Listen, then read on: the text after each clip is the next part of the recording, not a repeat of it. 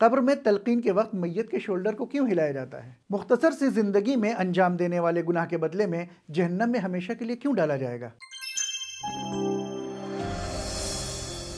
ناظرین السلام علیکم ورحمۃ اللہ وبرکاتہ۔ آج کے FAQ میں آپ کا استقبال کرتے ہیں اور اپنی اس حدیث کے ساتھ آج کے پروگرام کو شروع کرتے ہیں کہ رسول خدا صلی اللہ علیہ وآلہ وسلم نے ارشاد فرمایا، اشرار علماء امتنا المضلون عنا۔ رسول خدا کا ارشاد گرامی ہے کہ میری امت کے بدترین علماء وہ ہیں کہ جو ہمارے راستے سے بھٹک گئے ہیں۔ رسول خدا صلی اللہ علیہ وآلہ وسلم اور اہل بیت کا راستہ یہ ہے کہ نہ وہ امت کو گمراہ دیکھنا چاہتے تھے اور نہ ان کے درمیان انتشار دیکھنا چاہتے تھے، لیکن کچھ علماء ایسے بھی آئے ان کی امت میں کہ جنہوں نے امت کے درمیان انتشار پیدا کیا اور ان کو آپس میں جدا کر دیا اور ان کو راہ حق سے بھٹکا دیا۔ آج کا پہلا سوال ہمارا اسی سلسلے میں ہے کہ جو آصف زیدی راولپنڈی سے ہم سے سوال کر رہے ہیں۔ وہ سوال کرتے ہیں کہ کچھ ہمارے شیعہ علماء ہیں جو کہنے کو تو لوگوں کی ہدایت کر رہے ہیں جیسے حسن اللہ یاری وغیرہ، لیکن بہت فالتو باتیں کرتے ہیں، مرجع کے خلاف باتیں کرتے ہیں، یا بہت سے اور علماء ہیں جو ادھر ادھر کی باتیں کرتے ہیں، جو بے دینی کی باتیں کرتے ہیں۔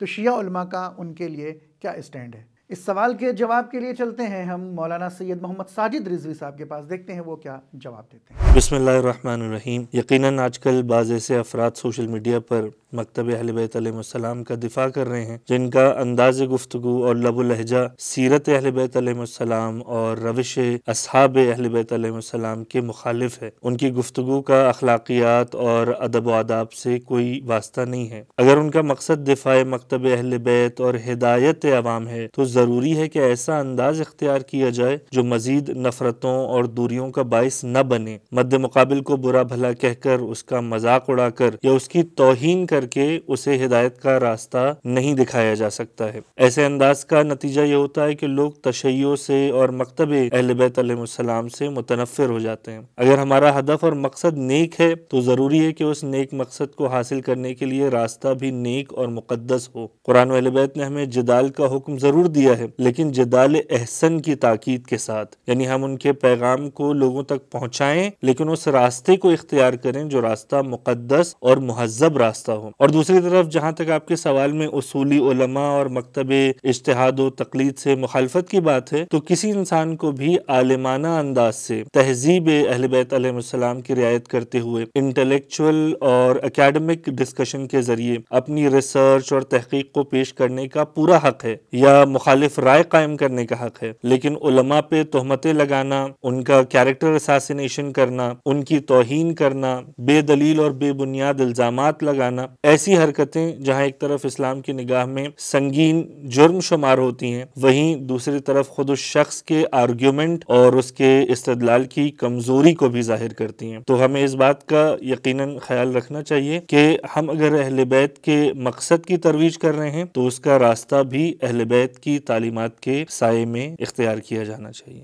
ناظرین، اگر آپ ایسے علماء کے بارے میں جاننا چاہتے ہیں کہ جنہوں نے دین کے لیے بہت جانفشانی کی، بہت زحمتیں کی، کتابیں لکھی، دین کے لیے اپنے آپ کو قربان تک کر دیا، تو ناظرین ہمارے فجر میڈیا کے علماء انٹرویو سیریز کو دیکھنا نہ بھولیں کہ جس میں ہم نے مختلف علماء کی ان کی جانفشانی، ان کی زحمتیں کہ جو دین کی خاطر انہوں نے انجام دی ہیں اس کو پیش کر رہے ہیں۔ آئیے چلتے ہیں اپنے اگلے سوال کی طرف، باسط زیدی ملتان سے کر رہے ہیں۔ السلام علیکم، میرا فجر ٹی وی سے یہ سوال ہے کہ تدفین کے وقت میت کے کندھوں کو ہلایا کیوں جاتا ہے جبکہ روح تو پرواز کر گئی ہوتی ہے بدن سے؟ چلتے ہیں مولانا بذات حسین رضوی صاحب کی خدمت میں کہ وہ سوال کا کیا جواب دے رہے ہیں۔ بسم اللہ الرحمن الرحیم۔ میں آپ کے سوال کے جواب میں پہلے یہ بات ضرور کہوں گا کہ یقیناً انسان کا بدن تبھی مردہ ہوتا ہے جب جسم سے روح نکل جاتی ہے، لیکن شرعی طور سے اور فلسفے کے اعتبار سے بھی یہ بات شاہد ہے اور اس بات کی تصدیق کی گئی ہے کہ کامل طور سے روح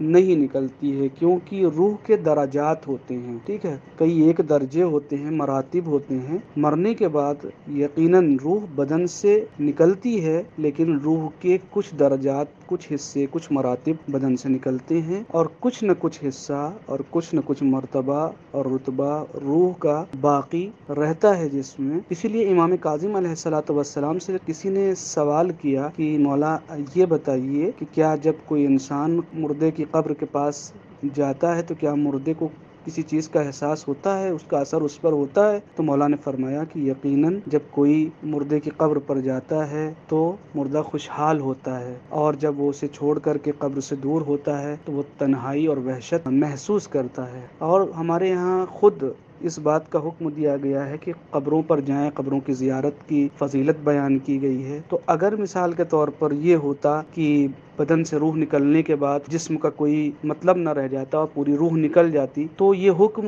نہ دیا جاتا کہ قبور اور قبروں پر جایا جائے۔ لہٰذا یہ بات مسلم ہے خود شریعت کے اعتبار سے اور فلسفے کے اعتبار سے بھی کہ بدن سے جب روح نکلتی ہے تو یقیناً روح کی کچھ مقدار جس میں رہتی ہے، لیکن وہ انسان مردہ ضرور ہو چکا ہوتا ہے، لیکن وہ کم مقدار میں جو روح ہے، جو ایک مراتب میں سے کوئی ایک رتبہ روح کا رہ گیا ہے، اسی کے رہ جانے کی وجہ سے ہم شانوں کو ہلا کر کے اسے تلقین پڑھتے ہیں۔ اگلا سوال آیا ہے جناب مہدی عباس صاحب کا نیو ڈیلی سے ویڈیو کے ذریعے سے۔ بسم اللہ الرحمن الرحیم۔ آج کل عموماً انسانوں کی عمر 50 سال، 60 سال یا 70 سال ہوتی ہے۔ اگر کوئی انسان 60 سال کی عمر میں فوت ہو جاتا ہے اور اس مدت میں خدا نخواستہ اس سے گناہ سرزد ہوئے ہیں، تو ان گناہوں کی وجہ سے وہ ہمیشہ ہمیشہ جہنم میں رہے گا۔ ہماری عقل اس بات کو ماننے کو تیار نہیں کہ اگر کسی انسان نے 60 سال کی مدت میں جو گناہ کیے ہیں اس کی وجہ سے وہ ہمیشہ ہمیشہ جہنم میں رہے۔ اس سوال کا جواب دے رہے ہیں پاکستان سے عالم دین عالی جناب مولانا عزادار حسین نقوی صاحب۔ السلام علیکم، اللہم عجل ولیک الفرج۔ ایک مثال کے ذریعے جواب دیتا ہوں کہ ایک انسان کے جس نے ایٹم بم کسی شہر پر گرایا ہے تو اس نے تو ایک بٹن کے ساتھ جو ہے وہ 1 سیکنڈ میں جو ہے وہ ایٹم بم گرایا ہے۔ تو ایک ایسا شخص کہ جس نے 1 سیکنڈ کے بٹن دبانے سے ایک شہر کے اوپر ایٹم بم گرایا ہے، تو اب کیا عقل اس بات کا تقاضا کرتی ہے کہ اس کو سزا بھی 1 سیکنڈ کی یا 1 منٹ کی دی جائے؟ یا آپ کہتے ہیں کہ 1 گھنٹے کی، جتنے کی اس نے اگر پائلٹ تھا تو 1 گھنٹے کے اندر اس نے جو ہے پرواز کی ہے اور جا کے ایک شہر کے اندر جس نے وہ بم گرایا ہے، تو یا مثلا 1 روز کہہ لیں شاید کہ 1 روز وہ جو ہے پورا پرواز کر کے گیا دنیا کے کسی حصے سے اور 1 دن کے اندر جا کے اس نے جو ہے وہ ایٹم بم گرایا ہے، تو لہذا عقل کا تقاضا کرتی ہے کہ اس کی سزا بھی جو ہے وہ 1 دن، 1 منٹ یا 1 سیکنڈ ہونی چاہیے۔ تو عقل جو ہے یہاں پہ دیکھتی ہے کہ اس نے جو 1 سیکنڈ میں 1 بم گرایا یا 1 منٹ میں یا 1 دن میں، تو اس کا آثار کتنے ہیں، اس کے عواقب جو ہیں وہ کتنے ہیں۔ اس کے آثار جو ہے وہ یہ ہے کہ اس نے 1 منٹ میں یا 1 سیکنڈ کے بٹن سے جو بم گرایا ہے اس نے کل شہر کو نابود کر دیا ہے۔ کئی ہزار انسان جو ہے وہ موت کے گھاٹ اتر چکے ہیں اور پورے شہر کے اندر جتنے گھر تھے وہ سارے سارے تباہ ہو چکے ہیں، بلڈنگیں ساری گر چکے ہیں، ایک آباد شہر جو ہے اس نے اجاڑ دیا ہے۔ صدیاں لگی تھی ایک شہر کو آباد کرنے میں اور اس نے جو ہے 1 سیکنڈ کے بٹن دبانے کے ساتھ جو ہے اس نے شہر کو جو اجاڑ دیا ہے۔ تو اب عقل کیا تقاضا کرتی ہے کہ اس کو 1 منٹ کی سزا دی جائے؟ نہیں، اس کا جو آثار برآمد ہوئے ہیں اس آثار کے مطابق جو ہے عقل کہتی ہے کہ اب اس کو سزا ملنی چاہیے۔ اسی طرح ایک انسان جو ہے جب 60 یا 70 سال کی زندگی کر کے، 100 سال کی زندگی کر کے دنیا سے معصیت کر کے جاتا ہے تو اس کی 60-70 سال کو نہیں دیکھا جائے گا، اس کے آثار اور عواقب کو دیکھا جائے گا۔ اس کے آثار اور عواقب کیا ہیں؟ جیسا کہ اس نے ایک مثال دی تھی کہ 1 منٹ کے اندر وہ جو ہے ایک ایٹم بم گراتا ہے، اس کے آثار کو دیکھا جائے گا، نہ کہ اس کے 1 منٹ کو۔ اسی طرح اس کی 60-70 سالہ زندگی میں جو اس کی معصیت کے آثار ہیں وہ کتنے ہیں، اس حساب سے اس کو جہنم میں رکھنا جو ہے وہ عقل کے مطابق ہے۔ اور دوسری بات یہ ہے کہ خدا کو ماننے والا کہ سب سے پہلے جو ہے اس کا ایمان خدا پر ہے، تو خداوند کریم کی توحید سے متعلق سب سے پہلے کہ اس کائنات کا کوئی بنانے والا ہے، جو اس کائنات کا بنانے والا ہے وہ اللہ تعالیٰ ہے، ذات پروردگار حکیم ہے۔ ذات پروردگار کا کوئی کام بھی، کوئی فعل بھی حکمت سے خالی نہیں ہے۔ معاذ اللہ، ذات پروردگار کوئی لغو کام، فضول کام انجام نہیں دیتی ذات پروردگار۔ اور دین جو ہے یہ فعل پروردگار ہے، ذات پروردگار نے جو ہے وہ دین کو جو ہے وہ انسانوں کی ہدایت اور سعادت کے لیے بھیجا ہے۔ تو یہ دین جو ہے بنا پر حکمت ہے،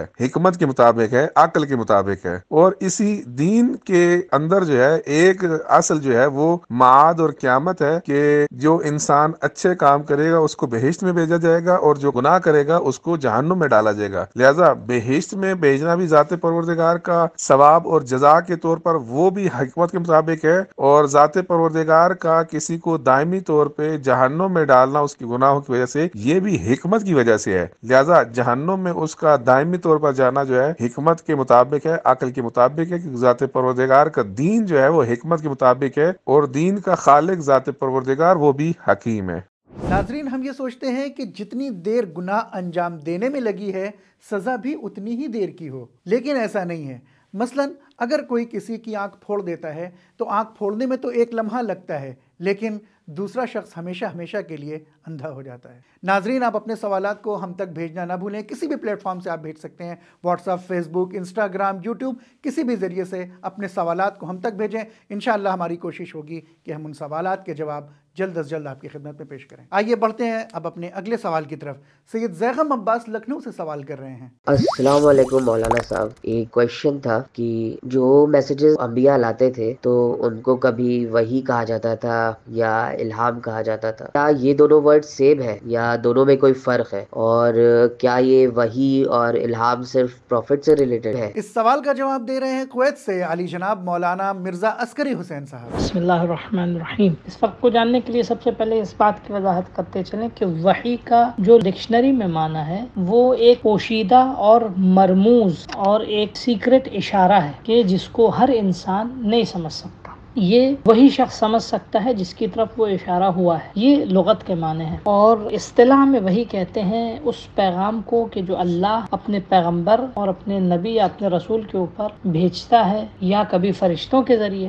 یا جو ہے کبھی براہ راست ڈائریکٹ وحی جس کو کہتے ہیں، یا کبھی مثال کے طور پہ درختوں میں زبان یا پتوں میں زبان یا پتھر میں زبان، کسی بھی چیز کے ذریعے خدا اپنے پیغمبر تک پیغام پہنچاتا ہے، اور وہ پیغام جو ہے وہ نبی یا رسول کو اس طرح بھیجتا ہے کہ وہ لوگوں کی اس پیغام کے ذریعے ہدایت کرے۔ کبھی یہ ہوتا ہے کہ لوگوں تک پہنچائے وہ اس پیغام کو اپنی زبان سے، یا کبھی نہیں، اپنے عمل کے ذریعے لوگوں کی ہدایت کرے، یہ وحی ہے۔ اور الہام لغت کے اعتبار سے جو وحی کا معنی ہے جسے اشارہ خفی کہتے ہیں، تو قرآن میں الہام کا لفظ بھی جو ہے، یعنی الہام کے معنی میں بھی وحی کا استعمال ہوا ہے، کیونکہ وحی کے متعدد استعمالات ہیں۔ الہام کہتے ہیں ایک انسان کے دل میں ہوئے ہوئے اشارے کو کہتے ہیں، ایک ایسا اشارہ کہ کبھی کبھی انسان خود اس کی طرف بھی متوجہ نہ ہو پائے، اس کو بھی سمجھ میں نہ آ پائے کہ میں یہ کیسے سمجھ گیا، یا how it comes to my mind. کبھی کبھی اکثر ہوتا ہے انسان جو ہے کسی بات کو سمجھ جاتا ہے، یا مثال کے طور پہ کوئی ایسی بات جو ہے وہ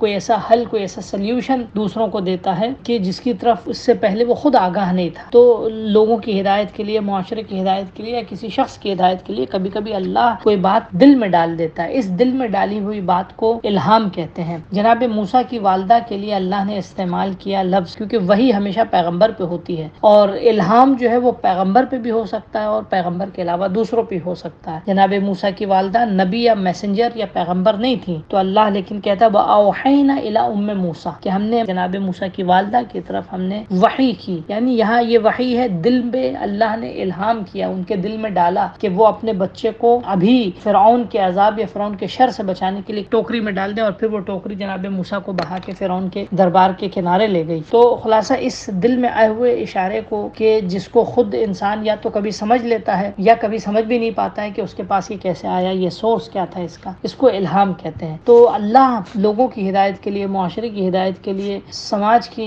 رہنمائی کے لیے کبھی کبھی پیغمبروں پہ وحی نازل کرتا تھا، ڈائریکٹ یا انڈائریکٹ، یعنی فرشتے کے ذریعے یا کسی دوسرے، یا ڈائریکٹلی اپنے پیغمبر پہ وحی نازل کرتا تھا، یا یہ کہ اپنے پیغمبروں کے دلوں میں الہام ڈال دیتا تھا۔ یا الہام حتیٰ پیغمبروں سے مخصوص نہیں ہے، میں نے عرض کیا دوسرے لوگوں پر بھی، اولیاء، اوصیاء، اللہ کے خاص بندے، نیک بندوں کے دلوں میں بھی اللہ جو ہے وہ الہام ڈال سکتا ہے، جس کے ذریعے ان کی مدد کرتا ہے، ان کی ہدایت کرتا ہے، فرد کی یا پوری سوسائٹی کی اس الہام کے ذریعے اللہ ہدایت کرتا ہے۔ والسلام علیکم ورحمۃ اللہ وبرکاتہ۔ ناظرین، یہ تھا آج کا FAQ۔ اگلے ایپیسوڈ تک کے لیے ہمیں اجازت دیجیے، خدا حافظ۔ اگر اسلام امن پسند دین ہے تو آج یہ اسلامک کنٹریز میں اتنی جنگیں کیوں ہو رہی ہیں؟ اگر شیطان آگ سے بنا ہے تو اسے آگ میں کس طرح جلایا جا سکتا ہے؟